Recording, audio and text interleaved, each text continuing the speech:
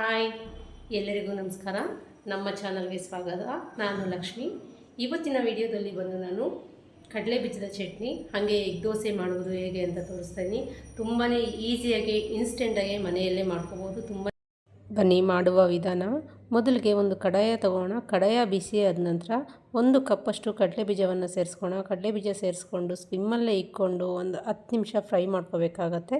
10 ನಿಮಿಷದ ನಂತರ golden colour ಬರುತ್ತೆ. ಆವಾಗ ಒಂದು ಪ್ಲೇಟಿಗೆ ಸೇರಿಸ್ಕೊಂಡು ಮತ್ತು ಅದೇ ಕಡಾಯಿಗೆ 1 ಚಮಚ ಎಣ್ಣೆಯನ್ನು ಸೇರಿಸ್ಕೊಂಡು ಅದಕ್ಕೆ ಒಂದು 5ರಿಂದ 6 ಹಸಿಮೆಣಸಿನ್ಕಾಯಿನ ಸೇರಿಸ್ಕೋಣ.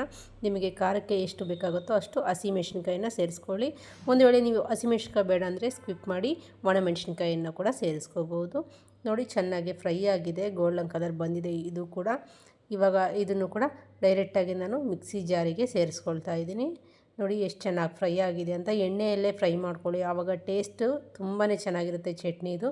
ಹೀಗೆ ಚಟ್ನಿ ಕೂಡ ಡಿಫ್ರೆಂಟ್ ಟೇಸ್ಟ್ ಇರುತ್ತೆ ನಾವು ಸ್ಲಿಮ್ಮಲ್ಲೇ ಇಟ್ಕೊಂಡು ಫ್ರೈ ಮಾಡ್ಕೊಳ್ಳೋದ್ರಿಂದ. ಮತ್ತು ಅದೇ ಕಡಾಯಿಗೆ ನಾವು ಒಂದು ಮೀಡಿಯಮ್ ಸೈಜ್ದು ಟೊಮೊಟೊ ಹಣ್ಣನ್ನು ಸೇರಿಸ್ಕೊಂಡು ಚೆನ್ನಾಗಿ ಸಾಫ್ಟಾಗಿ ಬೇಯೋ ತನಕ ಎಣ್ಣೆಯಲ್ಲೇ ಫ್ರೈ ಮಾಡ್ಕೋಬೇಕಾಗುತ್ತೆ. ಎರಡೂ ಕಡೆ ಚೆನ್ನಾಗಿ ಮೆತ್ತಗೆ ಬೇಯಬೇಕು, ಅಲ್ಲಿ ತನಕ ಚೆನ್ನಾಗಿ ಫ್ರೈ ಮಾಡ್ಕೊಳ್ಳೋಣ. ನೋಡಿ, ನಾನು ತೋರಿಸ್ತಾ ಇದ್ದೀನಿ ಇಲ್ಲಿ ಎಷ್ಟು ಸಾಫ್ಟಾಗಿ ಬೆಂದಿದೆ ಅಂತ ಮುಟ್ಕೊಂಡು ತೋರಿಸ್ತಾ ಇದ್ದೀನಿ. ನೋಡು ಎಷ್ಟು ಚೆನ್ನಾಗಿ ಬೆಂದಿದೆ ಅಂತ. ಇವಾಗ ಸ್ಟವನ್ನು ಆಫ್ ಮಾಡೋಣ.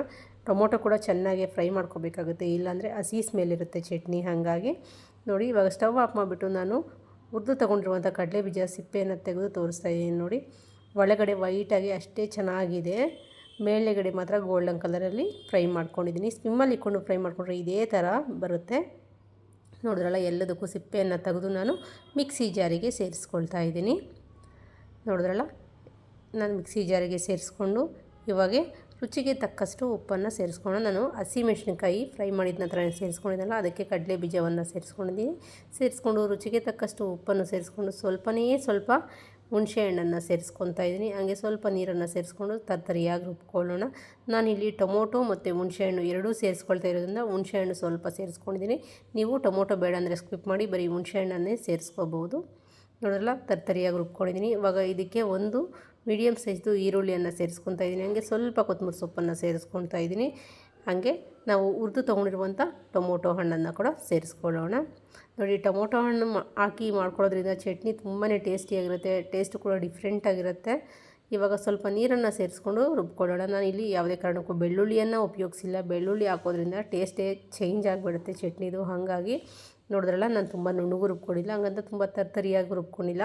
ಮೀಡಿಯಮ್ ಆಗಿ ನನಗೆ ಹೆಂಗೆ ಬೇಕೋ ಹಂಗೆ ರುಬ್ಕೊಂಡಿದ್ದೀನಿ. ಇವಾಗ ಇದಕ್ಕೆ ನೀರು ಎಷ್ಟು ಬೇಕೋ ಅಷ್ಟು ನೀರನ್ನು ಸೇರಿಸ್ಕೊಳ್ಳೋಣ. ನೋಡಿ, ನೀರು ನಿಮಗೆ ನೋಡಿಕೊಂಡು ಸೇರಿಸ್ಕೊಳ್ಳಿ. ನಾನು ದೋಸೆ ಆಗಿರೋದ್ರಿಂದ ಸ್ವಲ್ಪ ಜಾಸ್ತಿನೇ ಸೇರಿಸ್ಕೊಂಡಿದ್ದೀನಿ, ಸ್ವಲ್ಪ ನೀರಾಗಿರಲಿ ಅಂತ. ನೋಡಿದ್ರಲ್ಲ, ಇಷ್ಟಾದರೆ ಸಾಕಾಗುತ್ತೆ. ಇವಾಗ ಚೆನ್ನಾಗಿ ಮಿಕ್ಸ್ ಮಾಡ್ಕೊಂಡು ಇದ್ರ ಮೇಲೆ ಸ್ವಲ್ಪ ಕೊತ್ತಂಬರಿ ಸೊಪ್ಪನ್ನು ಕಟ್ ಮಾಡಿ ಸೇರಿಸ್ಕೊಳ್ತಾ ಇದ್ದೀನಿ. ನಿಮಗೆ ಬೇಕಿದ್ರೆ ನೀವು ಒಗ್ಗರಣೆ ಕೂಡ ಮಾಡಿಕೊಂಡು ಸೇರಿಸ್ಕೋಬೋದು. ಸ್ವಲ್ಪ ಎಣ್ಣೆ, ಸಾಸಿವೆ, ಜೀರಿಗೆ ಹಾಕ್ಕೊಂಡು ಸ್ವಲ್ಪ ಕರಿಬೇವು ಸೊಪ್ಪನ್ನು ಹಾಕ್ಕೊಂಡು ಸೇರಿಸ್ಕೋಬೋದು. ಆದರೆ ನಾನು ಇದೇ ಥರ ಚೆನ್ನಾಗಿರುತ್ತೆ ಅಂತ ಹೇಳಿ ನಾನು ಒಗ್ಗರಣೆಯನ್ನು ಮಾಡಿಲ್ಲ ಕಡಲೆ ಬೀಜದ ಚಟ್ನಿಗೆ. ನೋಡಿದ್ರಲ್ಲ, ಎಷ್ಟು ಚೆನ್ನಾಗಿದೆ, ತುಂಬಾ ಟೇಸ್ಟಿಯಾಗಿರುತ್ತೆ. ದೋಸೆ, ಇಡ್ಲಿ ಜೊತೆ ತುಂಬಾ ಚೆನ್ನಾಗಿರುತ್ತೆ, ಒಳ್ಳೆ ಕಾಂಬಿನೇಷನ್ ಅಂತಲೇ ಹೇಳ್ಬೋದು. ಇವಾಗ ನಾನು ಇದಕ್ಕೆ ಇನ್ಸ್ಟೆಂಟಾಗಿ ಒಂದು ಎಗ್ ದೋಸೆಯನ್ನು ಮಾಡ್ತಾಯಿದ್ದೀನಿ. ನೋಡಿದ್ರಲ್ಲ, ಇವಾಗ ಹೆಂಚಿನ ಮೇಲೆ ಸ್ವಲ್ಪ ನೀರನ್ನು ಸೇರಿಸ್ಕೊಂಡು ಒಂದೇ ಒಂದು ಸೌಟಷ್ಟು ನಾನು ಹಿಟ್ಟನ್ನು ಸೇರಿಸ್ಕೊತಾ ಇದ್ದೀನಿ. ಸೇರಿಸ್ಕೊಂಡು ಚೆನ್ನಾಗಿ ದೋಸೆ ಹೆಂಚಿನ ಮೇಲೆ ಅಪ್ಲೈ ಮಾಡ್ಕೊಳ್ಳೋಣ ದೋಸೆನ ಕಂಪ್ಲೀಟಾಗಿ. ನೋಡಿ, ಇವಾಗ ಸ್ವಲ್ಪ ಕಲರ್ ಚೇಂಜ್ ಆಗಿದೆ. ಇವಾಗ ಈ ಟೈಮಲ್ಲಿ ನಾವು ಒಂದು ಮೊಟ್ಟೆಯನ್ನು ಸೇರಿಸ್ಕೊಳ್ಳೋಣ ಹೊಡೆದ್ಬಿಟ್ಟು. ನಿಮಗೆ 2 ಬೇಕಿದ್ದರೆ 2 ಕೂಡ ಸೇರಿಸ್ಕೋಬೋದು.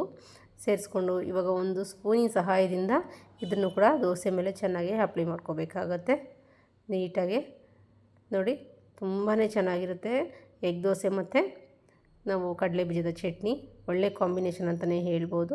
ಇವಾಗ ಕಂಪ್ಲೀಟಾಗಿ ನಾವು ಫರ್ಮೆಂಟ್ ಆದ ನಂತರ ನಾವು ರುಚಿಗೆ ತಕ್ಕಷ್ಟು ಉಪ್ಪನ್ನು ಸೇರಿಸ್ಕೊಳ್ಳೋಣ. ಹಾಗೆ ಸ್ವಲ್ಪ ಅಚ್ಚಕಾರದ ಪುಡಿಯನ್ನು ಸೇರಿಸ್ಕೊಂಡು ಅದೇ ಸ್ಪೂನಿನ ಸಹಾಯದಿಂದ ಮತ್ತೆ ಒಮ್ಮೆ ಅಪ್ಲೈ ಮಾಡ್ಕೊಳ್ಳೋಣ. ನೋಡಿ, ಇವಾಗ ಚೆನ್ನಾಗಿ ಮಿಕ್ಸ್ ಆಗಿದೆ. ಇದ್ರ ಮೇಲೆ ಸ್ವಲ್ಪ ಎಣ್ಣೆಯನ್ನು ಸೇರಿಸ್ಕೊಳ್ಳೋಣ. ನಿಮಗೆ ಅಚ್ಚಕಾರದ ಪುಡಿ ಬೇಡ ಅಂದರೆ ನೀವು ಪೆಪ್ಪರ್ ಪೌಡರನ್ನು ಕೂಡ ಉಪಯೋಗಿಸ್ಕೋಬೋದು. ನೋಡಿ, ಮತ್ತೊಂದು ಕಡೆಗೆ ನಾನು ಇಲ್ಲಿ ಟರ್ನ್ ಮಾಡ್ಕೊತಾ ಇದ್ದೀನಿ ದೋಸೆಯನ್ನು. ನೋಡಿದ್ರಲ್ಲ, ಎಷ್ಟು ಚೆನ್ನಾಗಿ ಬೆಂದಿದೆ ಅಂತ, ಗೋಲ್ಡನ್ ಕಲರಲ್ಲಿ ಸೀದೋಗಿಲ್ಲ ಎಲ್ಲೂ. ನೋಡಿ, ಇವಾಗ ನಾನು 2 ಕಡೆಯೂ ತೋರಿಸ್ತಾ ಇದ್ದೀನಿ. ನೋಡಿದ್ರಲ್ಲ, 2 ಕಡೆ ಚೆನ್ನಾಗಿ ಬೆಂದಿದೆ. ಇವಾಗ ನಾವು ಸರ್ವ್ ಮಾಡ್ಕೊಳ್ಳೋಣ ಒಂದು ಪ್ಲೇಟಿಗೆ. ನೋಡಿ, ಎಷ್ಟು ಚೆನ್ನಾಗಿ ಬಂದಿದೆ ಅಂತ. ದೋಸೆ ಜೊತೆ ನಾನಿಲ್ಲಿ ಕಡಲೆ ಬೀಜದ ಚಟ್ನಿಯನ್ನು ಸರ್ವ್ ಮಾಡ್ಕೊತಾ ಇದ್ದೀನಿ.